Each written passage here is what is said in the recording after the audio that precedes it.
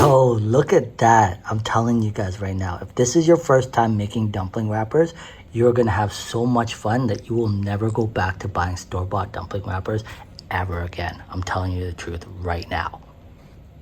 Let's get it. What are these? See these? Forget about these, guys, because after watching today's video, you will never buy a store-bought dumpling wrapper ever again, because I'm going to show you how to make the best dumpling wrappers at home with only 2 ingredients, flour and water. So you can say that you've made one of these. Oh, it's dumpling dough. Yo, check it out. All right, let's get it. Okay, so the first thing we're gonna do is we're gonna get some flour into our bowl. Now, we're not gonna be making a whole bunch of dumpling wrappers today, but enough so I can show you the method in how we prepare our dumpling wrappers. So the recipe we're gonna be using today is 1 cup of flour to 1/4 cup of water. And this recipe right here is gonna be good if in fact you wanted to double up. Let's say you wanted to do 2 cups of flour, then you would use 1/2 cup of water, or if you were going to use 4 cups of flour, then you would use 1 whole cup of water, and that's going to stay consistent all the way up. So now the first thing we're going to do is we're going to get some flour into our bowl. Now the best way to measure out flour, of course, is with a digital scale. Now if you don't actually have a digital scale, I suggest that you go get one, because it's the best way that you're going to measure out flour. And tell you the truth, they're not hard to find. You can find a digital scale at your local home, kitchen store, or grocery store, or even online. Amazon, Temu, Lazada, Shopee, whatever, what have you. They're not hard to find and they're not expensive. And it's the best way you're going to be able to measure out any dry ingredient, especially flour if you're baking or you're making dumpling wrappers. Because yes, of course, so I'm gonna hit tear on my scale. So the equivalent to 1 cup of flour is 120 grams. So we're gonna be measuring out 120 grams into our bowl. Now, see, because weighing with a digital scale is the best, if in fact you don't have one and you wanna see if you can do it without, you can use a measuring cup. But the thing is, with a measuring cup, it's not so accurate. The best way to do if you're using a measuring cup is with a spoon like this, and you're sifting it in just like so. Because if you pack it into a measuring cup, I mean, you can go anywhere from 2 cups up to like 5 or 6 cups, because it will look like 2 cups, but you've packed it in there so tight that it will actually weigh a lot more. So by using a digital scale, it doesn't matter if you pack it in or not, it's all about weight, and you're gonna get consistent, the 120 grams for that cup every single time. So digital scale, and they're not hard to find. All right, so almost got my 120 grams in here.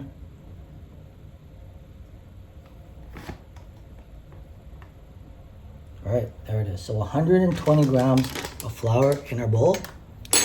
All right, and we'll just get this off our scale. And grab my 1/4 cup of water. So when it comes to the water you're using, you want to be using warm water, lukewarm water, room temperature water. So I actually boiled this earlier and then I let it sit until warm temperature. It's still a little bit warm to touch, but enough so it's not going to burn my fingers when we mold and sift the flour together. And that's important. So it's got to be warm. So we're going to put in our water. All right. And we're gonna mix this all around. I'm just gonna get my spoon. Just for first initial mix. And then the best way to do it is just to get in there with your hands. So we're gonna give this a mix with a spoon first, until this flour water mixture comes together. I might still a little bit of drops of water. No.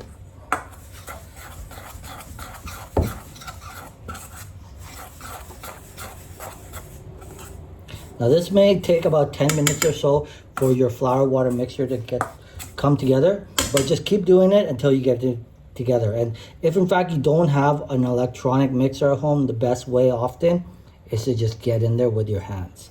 And that's what we're gonna do right now. Okay, and after about 10 minutes or so, your dough is gonna be done. You're gonna see that it's nicely molded together.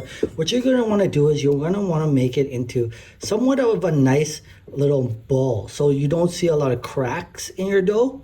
And what you can do is you can wrap it around so that those cracks you kind of close them off with your hand.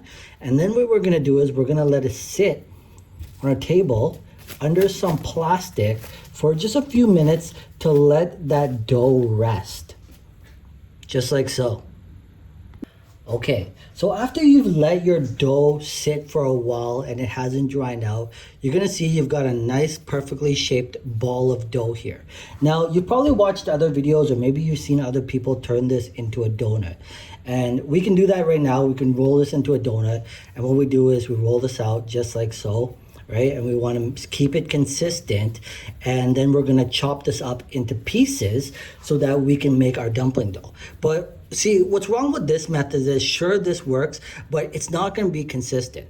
And so if you guys do recall at the beginning of the video, I told you guys that the best way to measure out your flour is to have a digital scale. Well, in this case, having a digital scale isn't such a bad idea as well, because rather than eyeing out our cuts of dumpling, we can actually just weigh out our dumpling wrappers here. So what I can do is I can cut this up right here. And what we're gonna do is I'd think the perfect size for a dumpling wrapper is between 9 and 10 grams. So what we can do is I can just cut out some pieces and we can just weigh it out. So 7.3, and it will be consistent the whole time. So 10.2, yeah, but maybe we can take just a little bit out. Okay, 9.9, that's good. I'm gonna just go all the way through and we'll measure out 10-gram balls of dough. 10.6 works, but if you wanna be super precise, you wanna get right on 10, all right?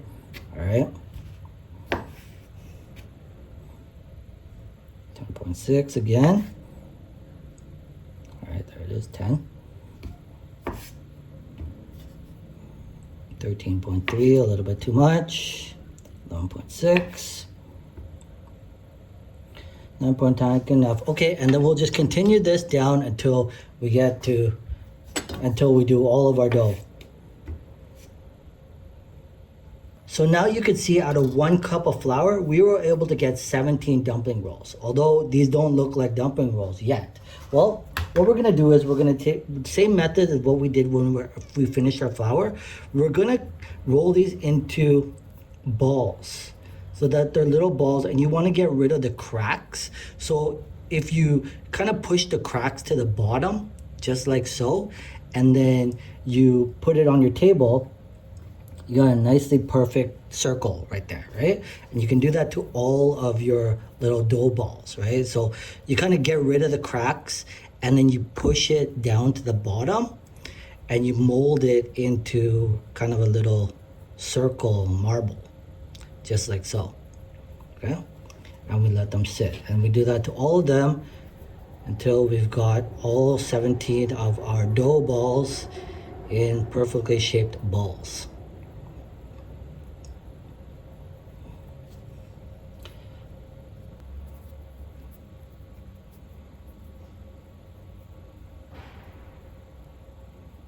Okay, so now that you've got all of your balls rolled out, we're gonna put them to the side over here.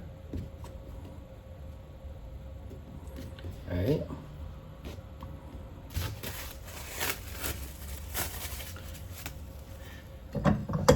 We're gonna get our plate. We're gonna grab some more flour. And what I'm actually gonna do here is I'm gonna put some flour down into my plate because that's where we're gonna put our finished dumpling rolls. And we're gonna put some flour here on our cutting board. All right. Then, if you don't have one of these, you can use a cup, something with a circular round shape. I've got a rolling pin right here, and we're gonna roll out our dumpling rolls. So we're gonna take one of our dumpling balls right here, and we're gonna roll it out.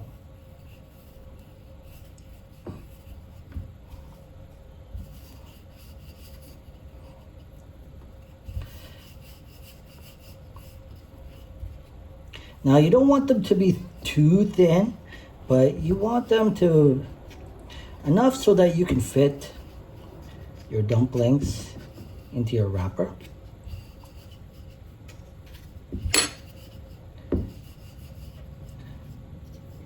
And that right there, guys, is a perfect dumpling wrapper. So we can just put that on our plate right there. And you don't want them to stick together because we're going to be layering them on top of each other. So you always want to use extra flour on your cutting board and extra flour on your plate so that when we layer them on top of each other, they don't actually stick together. And that's the purpose of the additional flour on the cutting board. Yo, look at this. I'm telling you guys right now, if this is your first time making dumpling wrappers, you're going to have so much fun that you will never go back to buying store-bought dumpling wrappers ever again. I'm telling you the truth right now. Let's get it.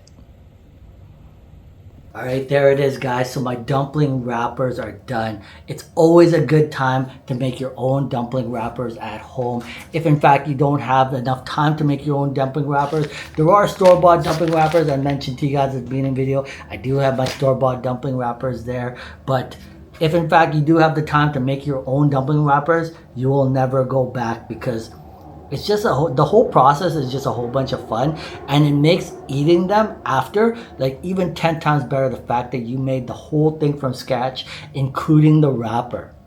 Yeah, there it is, guys. Anyways, dumpling wrappers 101. Catch you in the next one.